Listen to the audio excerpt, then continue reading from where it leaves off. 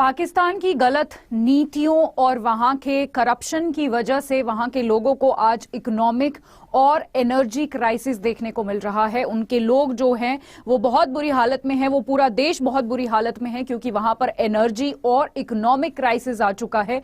जैसा कि आप मेरे पीछे देख सकते हैं, यहां पर साफ साफ बहुत सारे न्यूज़पेपर्स ने ये कवर किया है कि पाकिस्तान जो है वो कर्जे में है, पाकिस्तान में जो है इकोनॉमिक क्राइसिस आया है, पाकिस्तान में एनर्जी क्राइसिस आया है। आप सभी को पता है फ्लड्स आए थे पाकिस्तान में, उसकी वजह से वो अभी तक उससे ही नहीं उभर पाए थे और उनकी गलत नीतियों की वजह से दो और क्राइसिस वो देश फेस कर रहा है, एनर्जी क्राइसिस जिसको हम बोल रहे हैं और इकोनॉमिक क्राइसिस हम बोल रहे हैं। जैसा कि आप यहां पर भी देख सकते हैं कि उन्होंने जो है अपने सारे शॉपिंग मॉल्स, मार्केट्स वगैरह जो है जल्दी बंद करने का फैसला किया है ताकि वो एनर्जी सेव कर सके। इसके साथ साथ आप यहां पर भी देख सकते हैं कि उनकी जो ट्रेनें हैं उनका इतना बुरा हाल है कि एक दिन का तेल वहां पर बचा है ट्रेन को रन करने के लिए। तो आप ये यहां पर देख सकते हैं जिसकी वजह से उनकी जो मालगाड़ियां हैं उनको काफी ज्यादा नुकसान झेलना पड़ रहा है।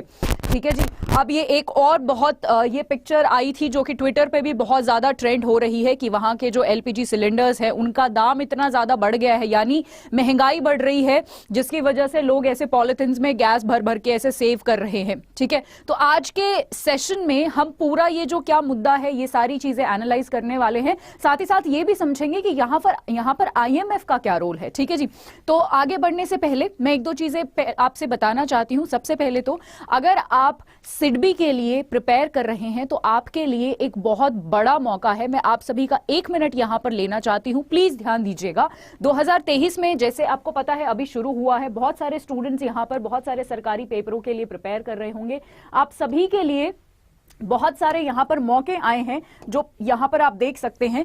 तो सिडबी की जो मैं बात कर रही थी और सिडबी के अलावा और बाकी कोर्सेज पर भी मैं बताऊंगी कि क्या क्या यहां पर ऑफर्स अवेलेबल हैं जो कि बहुत ही लिमिटेड टाइम के लिए हैं। आप उनको जरूर एक्सेस करें। तो जब आप अड्डा 247 के ऐप पर जाएंगे, आप जब कोर्सेज पर जाएंगे तो जब आप सिडबी पे क्लिक करेंगे आपके पास 2 तरीके के कोर्सेज अवेलेबल हैं, एक विद बुक, एक विदाउट बुक। अगर आपको बुक किट के साथ ये चाहिए तो आप यहां से ये कोर्स एक्सेस कर सकते हैं जहां पर आपको सारी इंफॉर्मेशन मिलेगी, कौन से टीचर क्या पढ़ा रहा है, कितने टाइम पे पढ़ा रहा है। उसके साथ साथ आपको बुक किट में आपको बता चुकी हूं, आपको नोट्स मिलेंगे, आपको रिकॉर्डेड सेशंस मिलेंगे, आपको डाउट क्लियरिंग सेशंस मिलेंगे, आपके मॉक टेस्ट करवाए जाएंगे, बाई वीकली टेस्ट कंडक्ट करवाए जाएंगे, फुल लेंथ टेस्ट भी आपको प्रोवाइड करा जाएगा और मैं आपके करंट अफेयर्स लेने वाली हूं। तो अगर आपको मुझसे करंट अफेयर्स पढ़ने हैं, 28 जनवरी को सिडबी का पेपर है, तो अभी जो है फ्राइडे को हमारे एडमिशंस बंद हो जाएंगे। तो ये प्लीज आप बात ध्यान रखिए, फ्राइडे तक ही आपके पास ये अपॉर्चुनिटी है, आपके पास सिर्फ 2 दिन बचे हैं। तो आप प्लीज इसको यहां पर जरूर Y674 जो है यहां पर जब आप टाइप करेंगे, इसको एक्सेस करने के लिए मैं यहां पर आपको दिखा देती हूं। Y674 जब आप अप्लाई करेंगे सो आपको ये हेवी डिस्काउंट यहां पर मिलेगा। जो कोर्स पहले 11,999 का था वो सिर्फ आपको 2,759 का पड़ेगा। अगेन मैं आपको बता रही हूं कि ऑफर जो है बहुत ही कम टाइम के लिए यहां पर आप सभी के लिए अवेलेबल है। इस अपॉर्चुनिटी को आप मिस मत करिए। या फिर अगर आप किसी और एग्जाम के लिए प्रिपेयर कर रहे हैं और अगर आपको बैंक महापैक प्लस चाहिए तो वो भी आप कर सकते हैं। आप यहां पर बैंक महापैक प्लस में जाएंगे तो आप यहां पर देख सकते हैं ये सारे एग्जाम्स इसमें इन्वॉल्व हैं।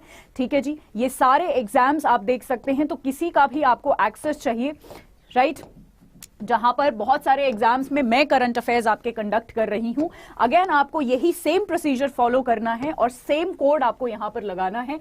मैं आपको बहुत अच्छे से यहां पर बता देती हूं क्योंकि अक्सर बच्चों का ये डाउट होता है कि हम किस तरीके से कोर्स को खरीदें, वो खरीदना नहीं आता है। आप जब ये कोड यहां पर अप्लाई करेंगे, जैसा कि आप यहां पर देख सकते हैं, ये कोड आपने डाला Y674, आपने अप्लाई किया तो इस पर भी जो कोर्स पहले 30,499 का था आपको सिर्फ 7,000 का पड़ेगा। अगेन यहां पर आपकी दोनों ही फेजेस की तैयारी करवाई जाएगी, प्रीलिम्स और मेंस, और उसके साथ साथ आपको इंटरव्यू के लिए भी बैंक महापैक प्लस में प्रिपेयर करवाया जाएगा। अलॉन्ग विद आपके जितने भी टेस्ट वगैरह हैं सब कुछ आपको प्रोवाइड किया जाएगा। ठीक है जी, चलिए अब बढ़ते हैं आज के अपने टॉपिक पर आगे बढ़ते हैं, क्या क्या चीजें वहां पर हो रही हैं, कुछ रिपोर्ट्स हम आज के सेशन में देखने वाले हैं। उससे पहले एग्जैक्टली वहां पर क्या हो रहा है ये समझ लेते हैं। जैसा कि मैंने आपको बताया, वहां की रेलवेज का जो है वो, वहां की रेलवेज बहुत ज्यादा नुकसान सह रही हैं। वहां की जो मालगाड़ियां हैं उनका सामान जो है बहुत ज्यादा नुकसान सह रहा है, क्योंकि वहां पर ऑयल क्राइसिस आ चुका है, एनर्जी क्राइसिस आ चुका है। वहां की रेलगाड़ियों के पास तेल ही नहीं बचा है रन करने के लिए। तो ये एक डेटा है जो निकलकर सामने आया है। उसके साथ साथ एनर्जी, जैसा कि मैंने बोला, बिजली वो नहीं बना पा रहे हैं, इसीलिए एनर्जी को सेव करने के लिए उन्होंने फैसला लिया है कि वहां के जितने भी मॉल्स हैं, मार्केट्स हैं, उनको वो टाइम से बहुत पहले बंद कर देंगे। ठीक है जी। सिर्फ इतना ही नहीं, उन्होंने ये भी बोला है, या फिर एक ये पॉइंट भी निकल कर आया है इस पूरे मुद्दे पर, कि आईएमएफ जो लोन देता है, आप सभी को पता है, इंटरनेशनल मॉनेटरी फंड जो है, आप जितनी भी डेवलपिंग देश है या फिर जितने भी गरीब देश है उनको लोन प्रोवाइड करता है। और पाकिस्तान ने आईएमएफ से लोन मांगा था और इस लोन में जो है देरी कर दी आईएमएफ ने। तो पाकिस्तान का ये कहना है कि इस वजह से भी हमारे यहां पर ये क्राइसिस आया है। मेरा पर्सनल ओपिनियन यहां पर ये है कि किसी भी देश की आप ये समझ सकते हैं कि इतनी बुरी हालत नहीं होनी चाहिए कि अगर आपको कोई लोन नहीं दे पा रहा है या फिर लोन में डिले हो रहा है तो उसकी वजह से आपके देश में क्राइसिस आ जाए। मैं शायद पर्सनली ऐसा बिलीव करती हूं कि आप अपनी जो नीतियां हैं उनको सुधारने पर ज्यादा ध्यान दें, आप अपने करप्शन पर ज्यादा अच्छे से काम करें, आप टेरर फाइनेंसिंग जो करते हो अगर आप उस चीज को रोक लें, अगर आप कश्मीर पर ज्यादा ध्यान ना दें, तो शायद ये सिचुएशन आपके जो देश की थी वो सुधर सकती थी टाइम पे। तो ये लोन वगैरह का तो खैर बातें होती हैं कि लोन नहीं दिया, लोन में डीले हो गया, तो ये सारी चीजें हो रही हैं। बट किसी भी देश को इतना निर्भर नहीं रहना चाहिए लोन पे कि अगर लोन नहीं मिल रहा है तो क्राइसिस जैसी सिचुएशन आ गई है। ठीक है जी। चलिए कुछ और चीजें देख लेते हैं कि वहां पर क्या हो रहा है। तो रेस्टोरेंट्स हो गया, वेडिंग हॉल हो गए, ये सब भी वहां पर टाइम से पहले बंद करने की बात करी गई है। यहां तक वहां के जो कैबिनेट मंत्रियों की जो मीटिंग्स हो रही हैं वो भी सनलाइट, सूरज की रोशनी में वो कर रहे हैं। रात में मीटिंग्स भी कैंसिल कर दी है ताकि बल्ब जलाने पड़ेंगे, लाइट्स यूज करनी पड़ेंगी, तो वो इलेक्ट्रिसिटी यूज ही नहीं कर रहे हैं। स्ट्रीट लाइट्स को भी आप यहां पर देख सकते हैं बंद करके रख दिया गया है ताकि इलेक्ट्रिसिटी को सेव कर सके। एक्चुअली है ही नहीं इलेक्ट्रिसिटी उनके पास बनाने के लिए। ठीक है जी।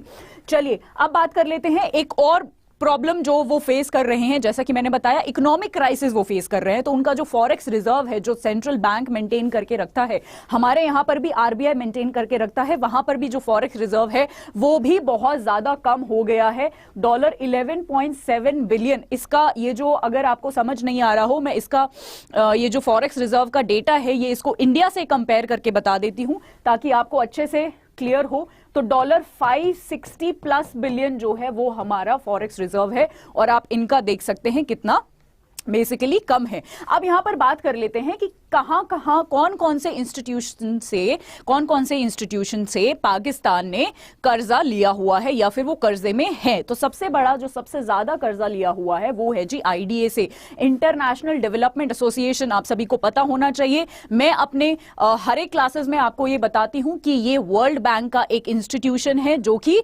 क्या करता है, जो कि सस्ते ब्याज दरों पर लोन देने के लिए बहुत ही ज्यादा फेमस है। सबसे ज्यादा लोन पाकिस्तान ने इससे लिया हुआ है। उसके बाद, और इसका हेडक्वार्टर कहां पर है, वॉशिंगटन डीसी में। उसके बाद एडीबी यानी एशियन डेवलपमेंट बैंक, इसका हेडक्वार्टर है फिलीपींस में। ठीक है, इनसे लोन लिया हुआ है। बाकी और बहुत सारे अलग अलग बैंक्स हैं, इनसे लोन लिया हुआ है। अगर मैं इसको इंडिया के साथ कंपेयर करके बताऊं तो हम यहां पर इंडिया के भी कुछ जो है ग्राफ देख लेते हैं फटाफट। इंडिया का भी जो लोन है सबसे ज्यादा जो मैक्सिमम है, हम लोगों ने भी आईडीए यानी वर्ल्ड बैंक की जो आर्म है, वर्ल्ड बैंक का जो इंस्टीट्यूशन है वहीं से लिया हुआ है। उसके बाद आईबीआरडी भी वर्ल्ड बैंक का ही एक इंस्टीट्यूशन है। वर्ल्ड बैंक के 5 इंस्टीट्यूशन हैं।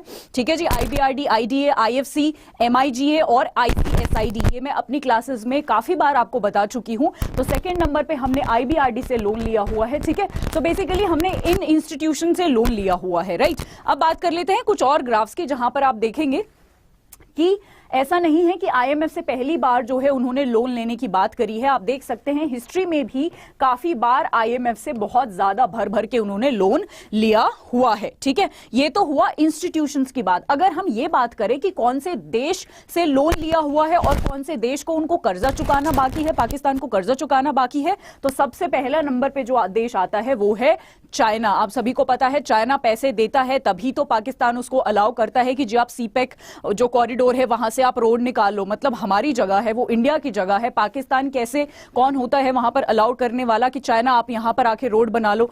इसीलिए कर रहा है ना, क्योंकि चाइना उसको पैसा दे रहा है। आप यहां पर ग्राफ में भी साफ साफ देख सकते हैं।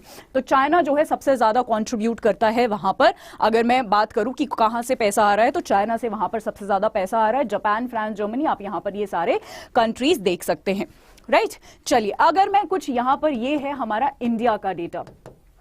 अगर मैं इंडिया की बात करूं तो इंडिया का मैं यहां पर आपका ध्यान लाना चाहूंगी। इंडिया का जो एक्सटर्नल डेट है, ये पूरा कर्जा है कि हमारे पास कितना कर्जा है अगर हम अपने जीडीपी के साथ कंपेयर करें, यानी हमने कहां कहां से चीजें, पैसे उठाए हुए हैं। तो यहां पर हमारा जो एक्सटर्नल डेट है, मतलब जो हमने बाहर से पैसा लिया हुआ है, आप साफ साफ देख सकते हैं कि वो सबसे कम है। अगर हम उसको कंपेयर करें पब्लिक डेट से, इंटरनल डेट से, मतलब हम आपस में ही जो मार्केट वगैरह से पैसा उठा लेते हैं, तो इन सबके साथ अगर कंपेयर करें तो बाहर से जो हमने पैसा उठाया हुआ है वो सबसे ज्यादा कम है, जो कि एक अच्छी बात है। ठीक है जी। चलिए, ये ग्राफ हम ऑलरेडी देख चुके हैं। आप सभी को पता होगा पाकिस्तान में कुछ टाइम पहले जो है फ्लड्स आए थे, जिसकी वजह से वहां का इंफ्रास्ट्रक्चर, वहां के लोगों की जो भी खाने पीना का जो भी काम धंधा है, लाइवलीहुड है, वो बहुत बुरी तरीके से इंपैक्ट हुआ था। और इसी फ्लड्स की वजह से या फिर बहुत और भी कारणों की वजह से एक रिपोर्ट, कौन सी रिपोर्ट की मैं बात कर रही हूं, ग्लोबल क्लाइमेट रिस्क इंडेक्स, जिसको एक एनजीओ जर्मन वॉच जो है वो कंपाइल करता है, इन्होंने ये बोला था कि पाकिस्तान जो है एक 8 मोस्ट वल्नरेबल, यानी खतरे में जो कंट्रीज होती है ना, उनको वल्नरेबल कंट्रीज कहते हैं। 8 मोस्ट वल्नरेबल कंट्रीज है अगर हम क्लाइमेट के मामले में बात करें। आई एम श्योर आपको इंडिया का नंबर भी जानना होगा, तो इंडिया का फिगर में भी मैं आपको बता देती हूं। इंडिया अच्छा परफॉर्म कर रहा है अगर हम क्लाइमेट के मामले में बात करते हैं। इंडिया क्योंकि टॉप 5 कंट्रीज में आता है अगर हम सेम इंडेक्स की बात करते हैं, जिसको अभी हमने पाकिस्तान के लिए जिसने ये नंबर निकाला है, सेम इंडेक्स की अगर मैं बात करूं तो टॉप 5 कंट्रीज में इंडिया आता है, ये इस इंडेक्स ने बताया है। तो आई होप आज का जो ये पूरा एनालिसिस था कि क्या वहां पर एग्जैक्टली हो रहा है, कि क्यों हो रहा है, ये हमें हालांकि ऑलरेडी पता है कि उनकी गलत नीतियों की वजह से, और जो भी कारण मैंने आपको सेशन के बीच में बताए, इन्हीं कारणों की वजह से वहां पर ये इतनी बुरी सिचुएशन उस देश की चल रही है। तो आई होप आज का सेशन आपको अच्छा लगा हो, इंटरेस्टिंग लगा हो। जाते जाते मैं आपको सभी को बताना चाहती हूं, आप मेरी द बिगर पिक्चर को बहुत ज्यादा ऑलरेडी सपोर्ट कर रहे हैं, मुझे और ज्यादा सपोर्ट की जरूरत है। ठीक है जी। मैं चाहती हूं कि जो भी स्टूडेंट यहां पर करंट अफेयर के लिए प्रिपेयर कर रहा है, the bigger picture one stop solution है। किसी भी एग्जाम के करंट अफेयर्स आपको प्रिपेयर करने हैं तो आप मुझसे जरूर जुड़िए। अड्डा 24/7 के रेगुलेटरी बॉडीज पर रोज शाम 5 बजे मैं करंट अफेयर्स लेती हूं। आप आकर देखिए एक बार लाइव क्लासेस में, आई एम श्योर आपको बहुत अच्छी क्लास लगेगी। और यहां पे आपको पीडीएफ भी डेली मैं प्रोवाइड करती हूं, तो आप वहां से भी रिवीजन कर सकते हैं। जाते जाते मैं आप सभी को बता दूं, जितने भी यहां पर हमारे महापैक्स हैं और जितने भी लाइव क्लासेस हैं, उन पर 77% का ऑफ चल रहा है, जिसको अवेल करने के लिए आपको अगेन फिर से वही कोड Y674 यूज करना होगा, उसी तरीके से जैसे मैंने आपको बताया था। और आप ये 77% का जो ऑफ है ये एक्सेस कर सकते हैं। आज के लिए इतना ही, कल मैं फिर कुछ बर्निंग इश्यूज के साथ आऊंगी। Thank you so much and till then stay tuned. Thank you.